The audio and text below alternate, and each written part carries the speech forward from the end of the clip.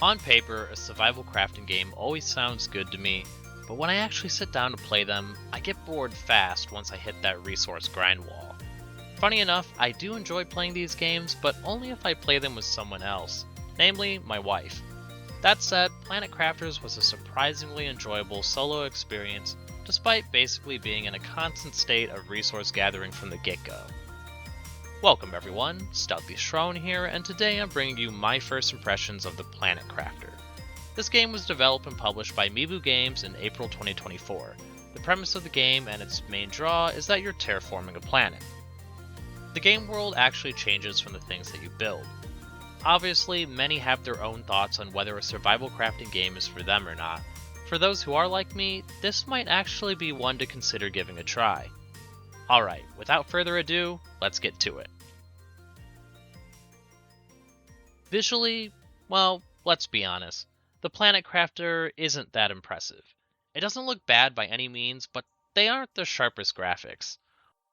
Although I will say this is in part because you start on a desolate, barren world that is mainly just similarly colored rocks with some different variations in geological locations and some sprinkled crashed ships. While I didn't get far enough to experience a fully terraformed planet myself, some of the screenshots do look quite nice with the various colored flora. However, I did notice weird clipping at times with some of the geometry, and the pop-in for some elements of the visuals were really jarring. That said, the view distance for structures was well done. I liked that I could see my base from far away. I know some of the games in this genre don't have that ability, and it's only in a certain proximity that your base pops into existence. So I appreciated it here. All in all though, the graphics do what it needs to do to convey the idea of being in a barren world and seeing it slowly change over time.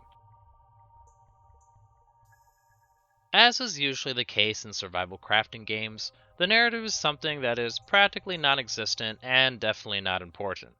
For the Planet Crafter, this is the same. There are notes you can find on ship computers, and there's even a whole communication device that you could craft so you could receive transmissions. However, many of these notes so far have revealed little in the way of an actual story. Some give you hints on how to be playing the game, although all of those seem to come too late to be of use, and others do give you a little bit more to go on, but not much. Essentially, you play as a convict who's taken on the impossible task of terraforming the planet you've been exiled to, in lieu of serving their sentence. Presumably, they'll be a free man, or woman, if they manage to complete their monumental task. Additionally, the planet they've been assigned to has a knack for snagging in nearby spaceships and causing them to crash like some sort of Bermuda Triangle. I'm sure there'll be more as I continue, but I haven't really been gripped by the story, although I didn't really expect to be. So that brings us to the gameplay. And yeah, as I mentioned before, the Planet Crafter is straight away all about gathering resources. I mean, it does make sense. You just landed on the world with the intent of terraforming it so you could get off and get back to your life. And even from a player's perspective, this is how a survival crafting game starts. Wake up on a beach, in a forest, etc., and then start picking up rocks and punching trees.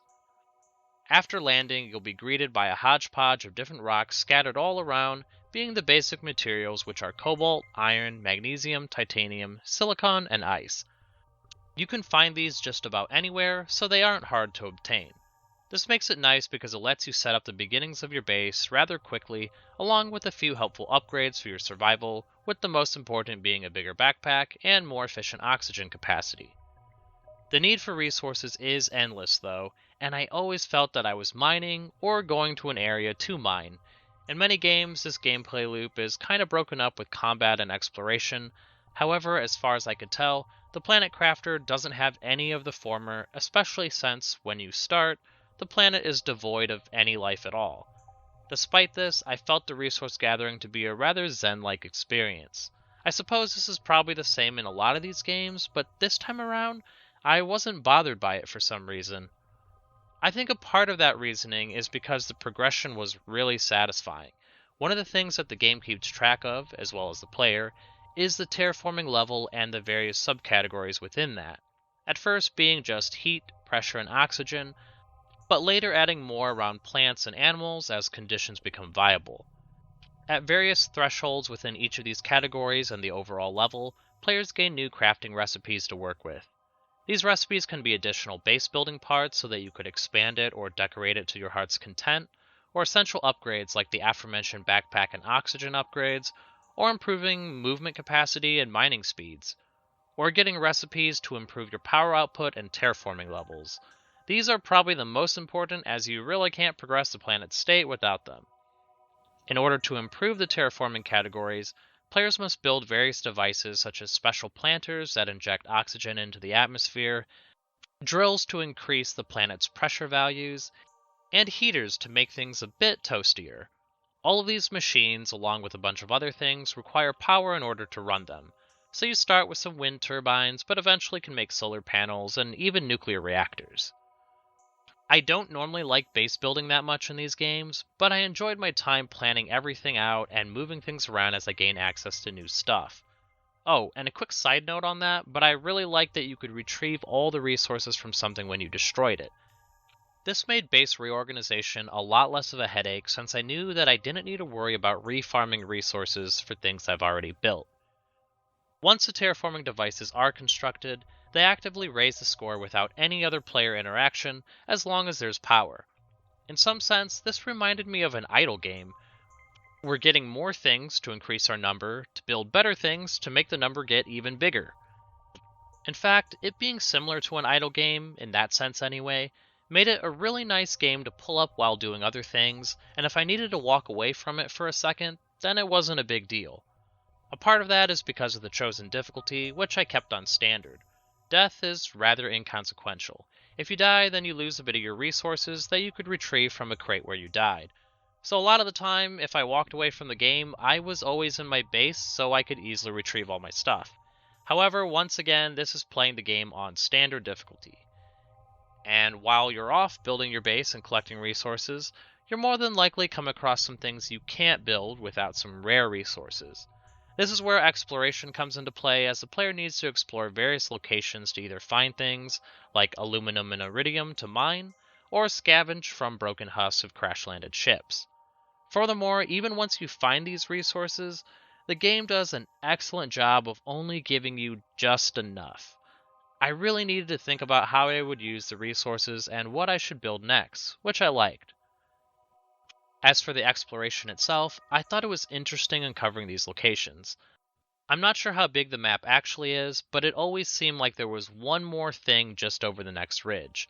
I'm excited to see how some of these locations will change as the planet gets terraformed and lakes, forests, and other things start to appear, although I think I may have built my base in the wrong spot. Before I jump into my final thoughts, please consider giving this video a like if you enjoyed it, as that helps me out greatly with the YouTube algorithm gods. I put about 11 hours into the game for this first impression, and I really enjoyed my time with it. It has a very satisfying progression system that constantly drip feeds you the next crafting recipe so that you could always have something to work towards. The shift of the changing landscape is also a nice touch and one of the reasons why I'm intrigued by the game. While it is fun playing solo, surprisingly for me, I do think I want to stop playing for now and wait until I could play this in co-op with my wife. Not a knock against the game, but solely so that she and I can experience it at the same time. Perhaps I'll make another video then with a proper review, but as of right now, I'd say pick it up if you thought it looked interesting. And for those who do want to pick it up, the game runs for $23.99 USD normally, but I'm betting you can get that on a sale. Additionally, the game also has a DLC that adds a new planet, which is pretty cool. Furthermore, there's a demo you can play to try out and see if the game is actually for you. And if you do or have played the game, then let me know your thoughts in the comments below. If you haven't, then let me know if it looks like something you'd be interested in, or if you have any other questions.